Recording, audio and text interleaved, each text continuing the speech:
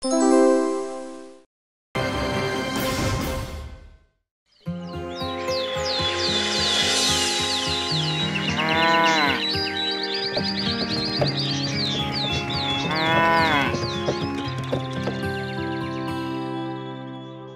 হলেন সমরপুরের রাজা অমর কুমার। ছোটবেলায় বাবার কাছে একবার খেলনা গাড়ি চেয়েছিলেন, বাবা দিয়েছিলেন।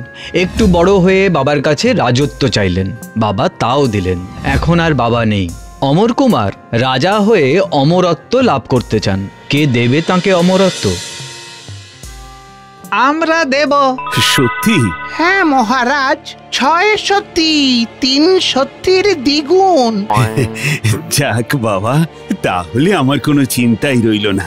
এবার কি কি করতে হবে একটু বলো দেখি। কি কি করতে হবে তার চেয়েও বরং কি কি করতে হবে না সেইটা আগে শুনুন। এই মন্ত্রী, লিখে রাখো সব, পাছে যাই ভুলে। তেল ঝাল পারবেন না খাইতে, ঠান্ডা জলে পারবেন না নাইতে। সারিয়ে দেব জ্বর সর্দি হাঁচি।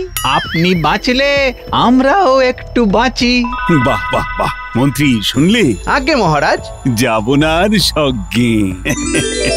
আমরা সব সময় থাকবো আপনার সাথে, এটাই আমাদের কাম। এতদিনে অমরত্ব পেলাম, ঢেড়া পিটিয়ে দাও, আজ আমার সার্থক হলো নাম। জয় মহারাজ অমর কুমারের জয়। জয় মহারাজ অমর কুমারের জয়।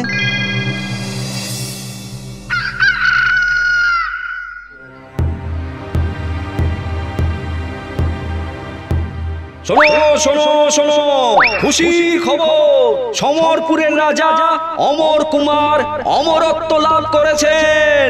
শোনো শোনো শোনো। অমর মানে রাজা কোনোদিনও মারা যাবেন না, এমন হয় দিদা? না রে মা, এমন হয় না। মৃত্যু অবশ্যম্ভাবী, এটাই প্রকৃতির নিয়ম, বুঝলি? কিন্তু মহারাজ যে সবাইকে বলছেন। দেখাই যাক না কি হয়। প্রকৃতির বিরুদ্ধে কেউ কোনো দিনও জিততে পারেনি রে বাছা।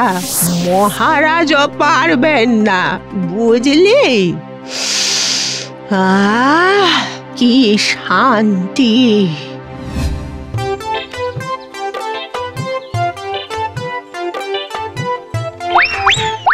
দাঁড়ান দাঁড়ান মহারাজ, এ কি সর্বনাশ করছেন? কেন কেন? ফল খাচ্ছি। এর ফল ভালো হবে না। এই ফলের গায়ে কত নোংরা লেগেছে কে জানে। তার চেয়ে বরং খোসা ফেলে শুধু ফলের রস খান, তাতে আমরা পাঁচন মিশিয়ে দেব। অপকারী কিছু থাকলেও আপনার কোনো ক্ষতি হবে না। নিয়ে যাও মন্ত্রী, ফলের রস করে নিয়ে এসো। হায় হায় হায়, এই বাতাস কত দূষিত, নাকে গেলে প্রাণ সংশয় হতে পারে। তাহলে শ্বাস নেব না বুঝি? না নিলে বাঁচবেন কি করে? উপায় বলো তাহলে। একটাই উপায়, বাতাসকে করতে হবে শুদ্ধ। সে অবশ্য ঝামেলার কাজ, অনেক বড় যুদ্ধ। যত টাকা লাগে লাগুক, বাতাসকে শুদ্ধ করার ব্যবস্থা করো। না না না, আমি এই বাতাসে আর শ্বাস নেব না।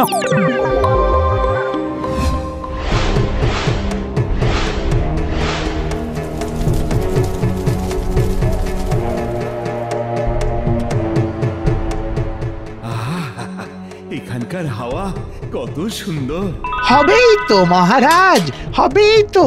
এই বলয়ের ভিতরের বাতাসে কোনো দূষণ নেই। রোজ একবেলা এই বলয়ের মধ্যে থাকতে হবে আপনাকে, তাতেই শরীরে প্রবেশ করবে বিশুদ্ধ বাতাস, বাড়বে আয়ু। সত্যি তোমাদের পেয়ে আমি যেন নতুন জীবন পেলাম। হৃৎপিণ্ড যেন ঘোড়ার মতন দৌড়চ্ছে। কিন্তু আচমকা যদি থেমে যায়? মানে এমনও হয়?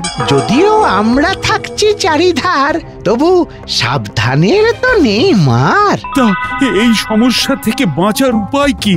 লাগবে দাতা, যে আপনার হৃদপিণ্ড থেমে গেলে নিজের হৃদপিণ্ডটা দান করতে পারবে আপনাকে।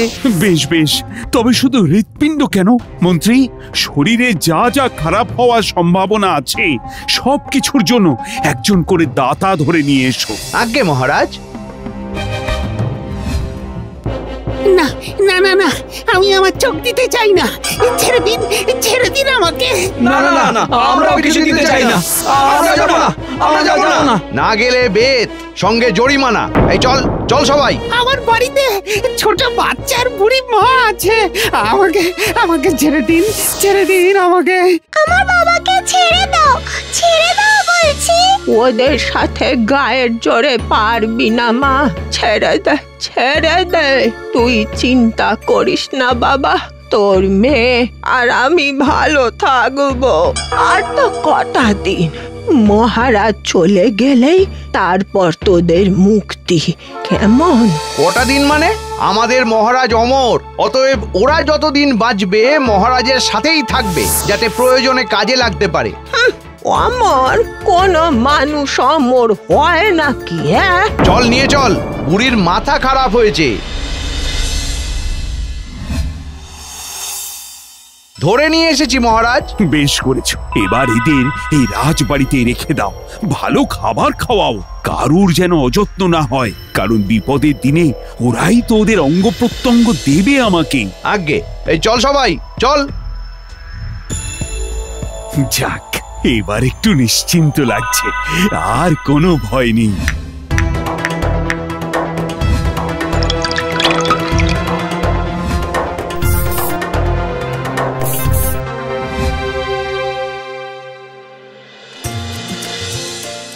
চলুন মহারাজ, চলুন, এবার আপনার ঘুমের সময় হয়ে গেছে। হ্যাঁ হ্যাঁ, চলো চলো চলো।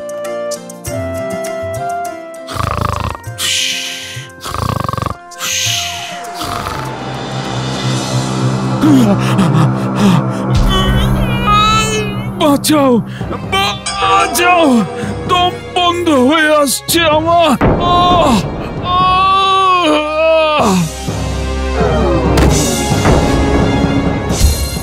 না, শেষ, নিঃশ্বাস পড়ছে না যে।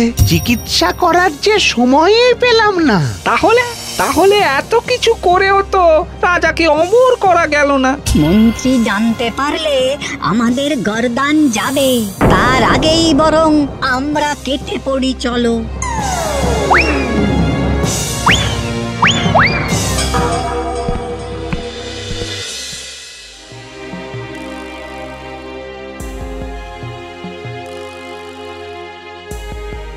হায় হায় হায় হায়, এ কি সর্বনাশ হয়ে গেল মহারাজ। বলেছিলাম না, প্রকৃতি ছাড়া পৃথিবীতে কেউ অমর নয়। কিন্তু আপনি এসব জানলেন কি করে? আপনারও তো অনেক বয়স, আপনি এতদিন বেঁচে আছেন কিভাবে? আপনি কি বৈদ্য? না, আমি মানুষ, যে প্রকৃতির খাবার খায়, যে প্রকৃতির বাতাসে শ্বাস নেয়। যত প্রকৃতির সাথে মিশে থাকবে তত বেশি দিন সুস্থভাবে বাঁচবে, বুঝেছ?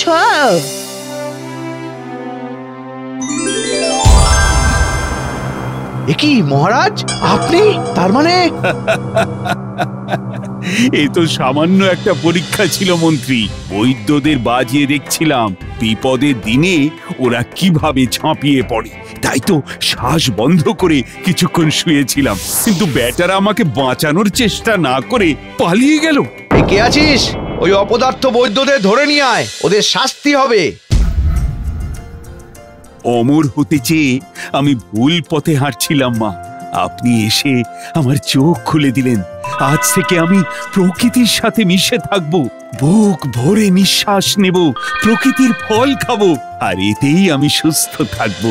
এবার তাহলে দয়া করে আমার ছেলে সমেত বাকিদের ছেড়ে দিন মহারাজ। ওদেরও যে সুস্থভাবে ভালোভাবে বাঁচার অধিকার আছে। দেব মা, দেব। মন্ত্রী, কি হে বৈদ্যগণ, তোমরা পালালে কেন?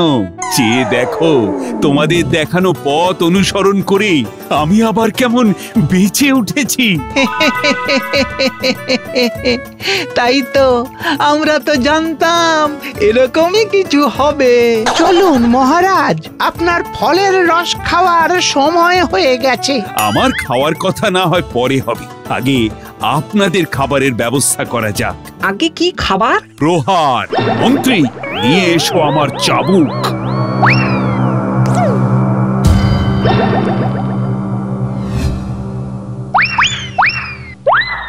বাবারে, ওরে মারে, ছেড়ে দিন মহারাজ, ছেড়ে দিন। এই ভুল আর হবে না, ছেড়ে দিন। অমর করবে, অমর করবে আমাকে। দেশের রাজাকে মিথ্যে বোঝানো, চাপকে তোমাদের লেজা মুড়ো সব আলাদা করে দেব। দাঁড়াও, দাঁড়াও বলছি, দাঁড়াও। আরো ছুটুন মহারাজ, আরো ছুটুন। ছুটলে না শরীর ভালো থাকে।